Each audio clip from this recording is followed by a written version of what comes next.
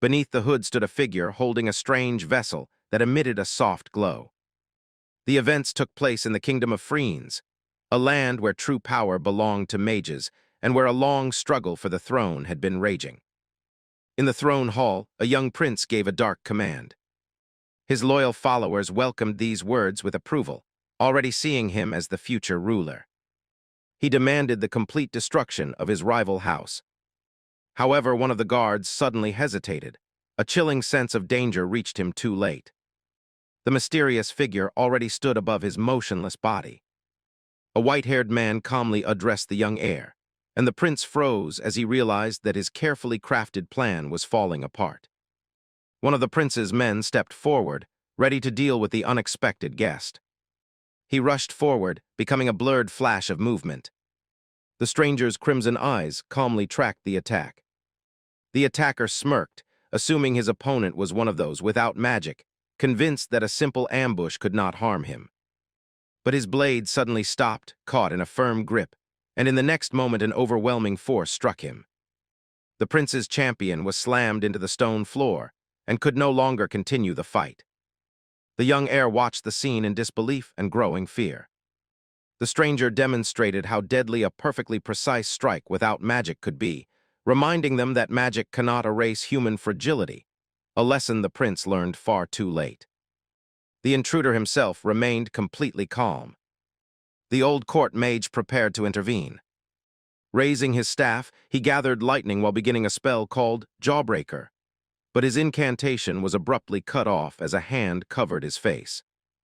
A swift strike dislocated his jaw, leaving him unable to speak a single word.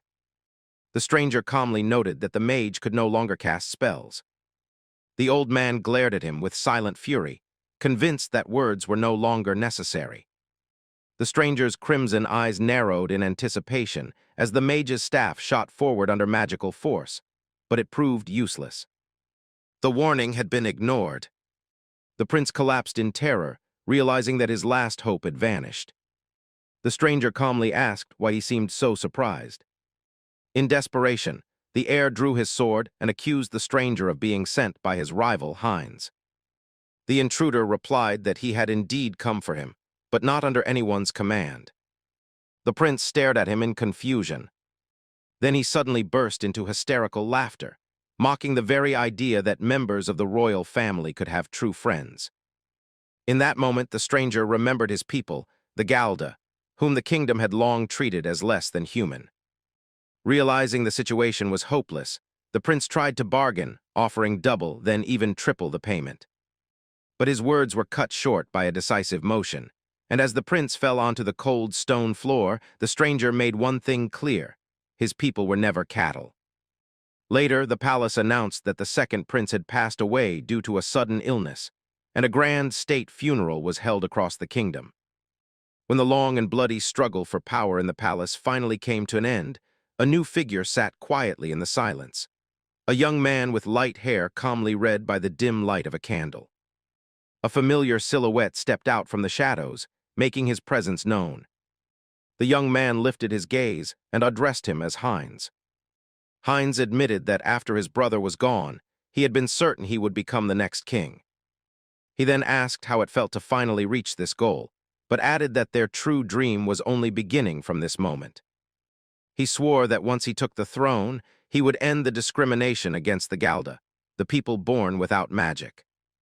The protagonist simply gave a gentle smile, believing that Heinz might truly accomplish it. Under the pale moonlight, they held each other's hands, united by the same purpose. Heinz asked whether Van would attend his future coronation, but Van reminded him that the Galda were usually driven away from such ceremonies. Heinz confidently promised that things would change once he became king. Van accepted the idea, but advised him not to create unnecessary trouble so soon after gaining power. Heinz nodded in agreement, thanking him and calling him by name Van. He then suggested that Van should return home now that their long struggle had finally ended. Van accepted the suggestion with a soft smile, and Heinz told him to spend some time with his family. Van set out toward his quiet home, located far from the royal court. The first thing he did was wash away the dust of the road. His idea of a day of rest was rather unusual. Holding a lantern, he walked through the familiar corridors of the house. Soon he entered his personal study, the place where countless hours of preparation had taken place. Books on magical theory were piled high on the table, while wooden training mannequins stood nearby waiting for practice. His eyes paused on an anatomical diagram. The conflict was over, and his memories drifted back to a conversation he once had with Heinz. Back then they spoke about the strongest mages they might one day face, the kingdom's elite, mages, swordsmen, and warriors. Yet even at that time, young Van had been completely determined. He declared that he would study magic. Heinz had been shocked, reminding him that Van possessed no magical ability at all. But Van promised that one day he would understand magic better than anyone in the world, and perfect a fighting style capable of standing against it. He spoke with such calm confidence, as if it were the simplest thing in the world. His determination was something Heinz could only admire. Back in the present, Van slowly turned the pages of an old, worn book. The path that had brought him to this moment had been long and difficult. The following day, Van walked through the bright and noisy streets of the city. A merchant loudly called out prices, trying to attract passing customers. Van's gaze stopped on a rare fruit, a perfect gift to bring home. He imagined a smiling girl, remembering how much she loved them. The thought brought a warm smile to his face, but it quickly faded. The merchant's friendliness disappeared as he pointed to a sign refusing service to the Galda. Van's expression darkened beneath his hood. Without saying a word, he showed 2 silver coins. The merchant's greed quickly overcame his prejudice. Van held the coins in front of him and calmly asked whether this money was still valid here. But by now, others around them had already begun to notice his presence. People around began whispering that a Galda was walking so freely, warning others to keep their distance, as if the lack of magic were some kind of disease. But Van knew the truth. You cannot catch something that was never an illness to begin with. The Galda were the only race born without magic, and their suffering was rooted in ancient laws created by old kings. For generations, they had been forced into labor and sent to fight in wars. Whenever the anger of the people grew, the Galda conveniently became the ones blamed for everything. The memories of such injustice made the protagonist's blood boil. He wondered if his people would ever see the day when they could truly live free. At that moment, the voice of a small girl suddenly called out. She had tripped while playing in the street and fell, soon starting to cry. The protagonist's expression softened with concern as he bent down to check if she was all right. The girl looked up and noticed his crimson eyes. He gave a small, confirming nod, yet instead of fear, her face lit up with admiration. The protagonist was completely caught off guard by her reaction. She thanked him and ran back to her friends. In that moment, the protagonist believed that this country could change. More than that, he and Heinz were going to change it. It was the beginning of the dream they shared. Eventually, he arrived home, admitting to himself that he had returned much later than expected. 10 years had passed, and he wondered if they would still be happy to see him. His thoughts drifted back to the day he had left. His mother had teased him, saying that perhaps it was time he thought about finding a wife. His younger sister Lena had completely supported that idea. His mother told him to give everything to his journey, but reminded him that if life ever became too heavy, he could always come home. Lena promised that his favorite soup would always be waiting for him. That had been a very convincing argument. They said their goodbyes with warm embraces and a gift, a red pendant that he still carried with him. A gentle smile appeared on his face as the memory warmed him. He took the final steps toward the village, but what awaited him was pure horror. His home, the entire village, was engulfed in flames. His mind struggled to grasp the scale of the destruction. He ran toward the burning buildings, his heart pounding in his chest, calling out desperately to see if anyone had survived. He spotted someone lying on the ground and rushed to the fallen villager, but it was already too late. His eyes widened in horror at what he saw next. The bodies of his people had been arranged like a cruel warning.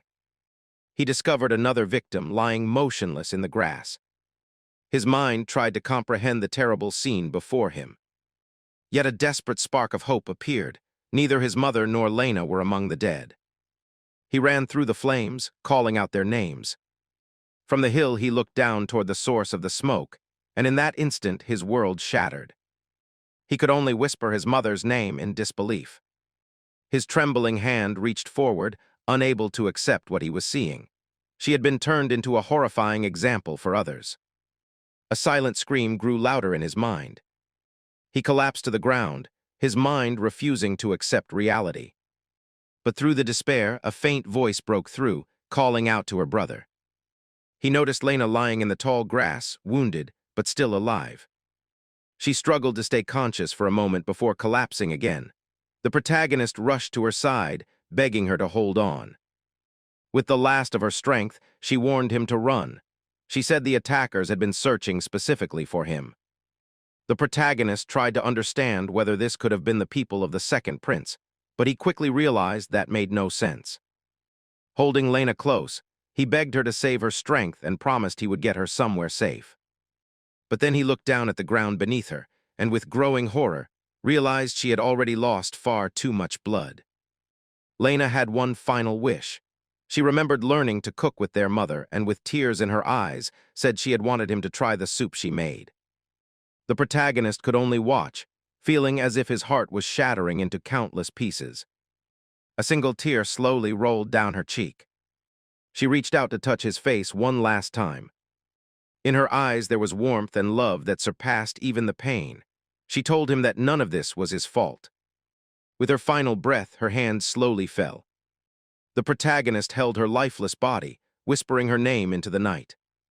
His brief moment of grief was suddenly interrupted by a blade piercing through his back. A knight had struck him while he was still holding his sister. The knight's companions cheered loudly, celebrating the cowardly strike. They proudly declared victory over the protagonist, whom they believed to be the leader of a rebellion. But the knight was shocked to see that the protagonist was still standing. In his eyes burned a cold and silent fury. The knight had one final question. He asked whether the protagonist had intentionally accepted a fatal strike. The protagonist's gaze remained still, his thoughts drifting far away. He answered that he had nothing left anymore, nothing worth living for. The knight showed a hint of pity and raised his sword for the final blow. But the protagonist had one question of his own. He demanded to know who had ordered this massacre. The knight smirked and revealed that it was a royal decree, a sacred decision that the Galda were no longer needed. The protagonist shouted in disbelief, refusing to accept that his friend could have done such a thing. At that moment, a familiar voice cut through the chaos. Heinz calmly walked through the flames. The protagonist's shock turned into absolute disbelief. Heinz walked past the knights, casually scolding the protagonist for arriving late, even joking about bringing souvenirs. The protagonist could only ask one question: why? Heinz looked at him without the slightest trace of regret and said that it was all his fault. He explained that someone who operated quietly from the shadows like him, along with the non-magical people he came from, was seen as a danger to the kingdom's stability and therefore had to be eliminated entirely. The truth struck the protagonist like a blow. He had been used. Heinz declared that he would keep his promise to end discrimination by wiping out the Galda entirely. As the knight's sword descended for the final strike, the protagonist stopped the blade with his bare hand. The knight froze in complete shock. Heinz called the protagonist a monster as she unleashed her power, yet one of her soldiers merely scoffed, confident in their superiority. The others charged forward, shouting that they would defend their king. But the protagonist became a blurred storm of motion, a whirlwind of vengeance. He prepared a secret Galda technique, a final desperate move known as Absolute Bloom. At the same time, Heinz gathered her own spell, a supreme arrow formed from pure light. The two former friends clashed in an explosion of power, and the world was swallowed by a blinding flash. When the light faded, her knights lay defeated. Against all expectations, the protagonist was still standing. His cold, distant gaze looked forward while he continued shielding his sister's body. Heinz remarked that he would not kneel even when facing the end, calling him a fool for his stubborn principles. He said his farewell to her, admitting that his strength had been a mistake in her calculations.